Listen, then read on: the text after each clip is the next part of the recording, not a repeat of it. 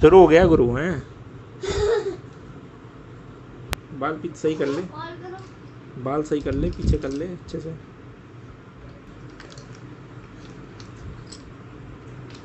सही है ना? हाँ सही। चल बैठ जा।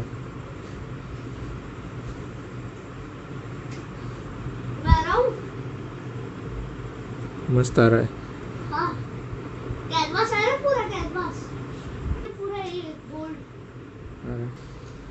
बैठ जा यार, अब तू खड़ा रहेगा तो फिर बनेगा नहीं। बैठा रहे ना।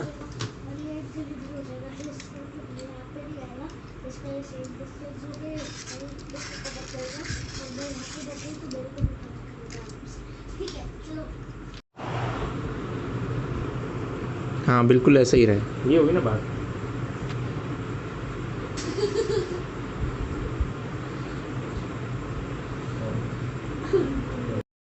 नमस्कार दोस्तों, मैं हूं आपका दोस्त अंकित और आज तो खैर आप समझ ही गए होंगे कि मैं किसकी ड्राइंग कर रहा हूं। ये एक बहुत प्यारा सा बच्चा है माधव, जिसकी मैं ड्राइंग कर रहा हूं। मैंने काफ़ी आई थिंक 1 साल पहले भी इसकी एक ड्राइंग बनाई थी पिस्टल्स यूज़ करके, और यहाँ हम लाइव ड्राइंग कर रहे हैं इसकी। और ये मेरा भतीजा है और बहुत ही प्यारा बच्चा है। देखिए कितने मस्ती करता हुआ ये ड्राइंग करवा रहा है।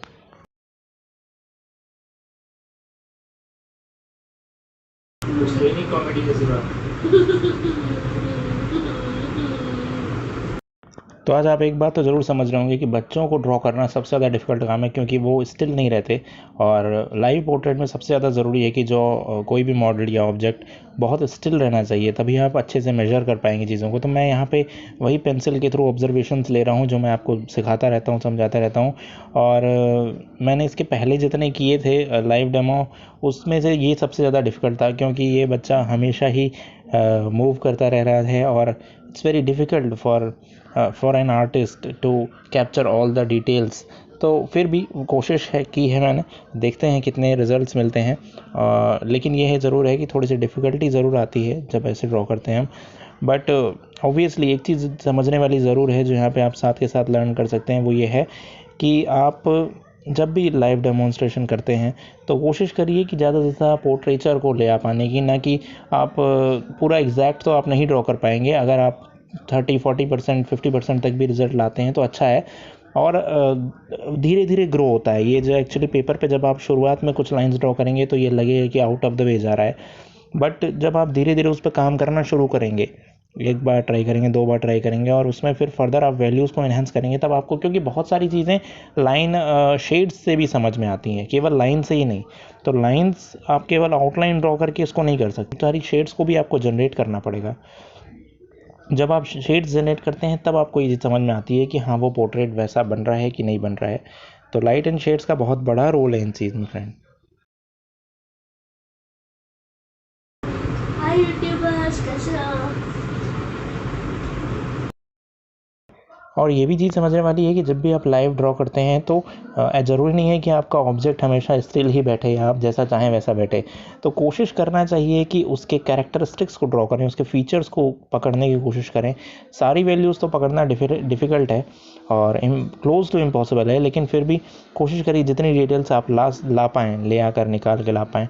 और एकदम फिनिश भी करने के चक्कर में ना पड़िए, बस को केवल ये कोशिश करिए कि उसको कैरेक्टरिस्टिक्स को आप पेपर के ऊपर कितना ले आ पा रहे हैं, कितना परसेंट तक आप उसको अचीव कर पा रहे हैं। धीरे धीरे वैल्यूज़ जब आगे बढ़ती हैं तो फिर हमें उसमें नज़र आने लगता है, उसकी झलक थोड़ी थोड़ी नज़र आने लगती है।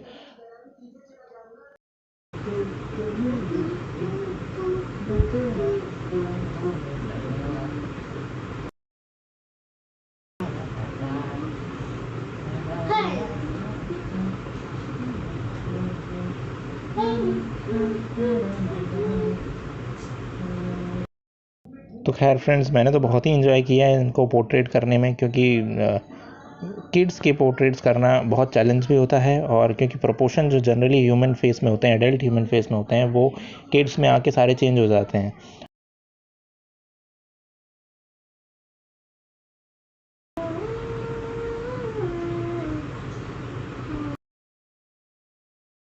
तो always remember friend, whenever you are going to draw kid portrait या किसी का भी आप पोर्ट्रेट ड्रॉ करते हैं तो don't go line by line, तो बहुत डिफिकल्ट हो जाएगा। Otherwise try to capture the light and shades things, और उसके बाद फिर जहाँ पे ऑलमोस्ट आइडिया लेके चलना है आपको कि कहाँ पे क्या वैल्यूज़ आएंगी।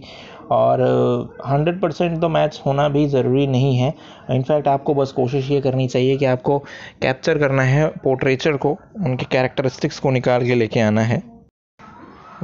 ऐसे कोशिश करूँगा मैं कि आगे चल के इसकी ट्यूटोरियल्स बनाने की भी कोशिश करूँ, लेकिन अभी तो फ़िलहाल अभी शुरुआत में आप बस ये देखिए कि कैसे हम वैल्यूज़ को निकाल के ला पा रहे हैं, क्योंकि इसमें मुझे लगता है कि लाइव समझाना ज़्यादा ईजी रहेगा। ऐसे वीडियो बना करके समझाना थोड़ा सा डिफ़िकल्ट ज़रूर है, क्योंकि मैं क्या ऑब्ज़र्व कर रहा हूँ, मेरा व्यूइंग एंगल दूसरा है, आप जो देख रहे हैं वो आपका व्यूइंग एंगल है। तो ना तो बता, फिर से वैसे ही बैठ देना।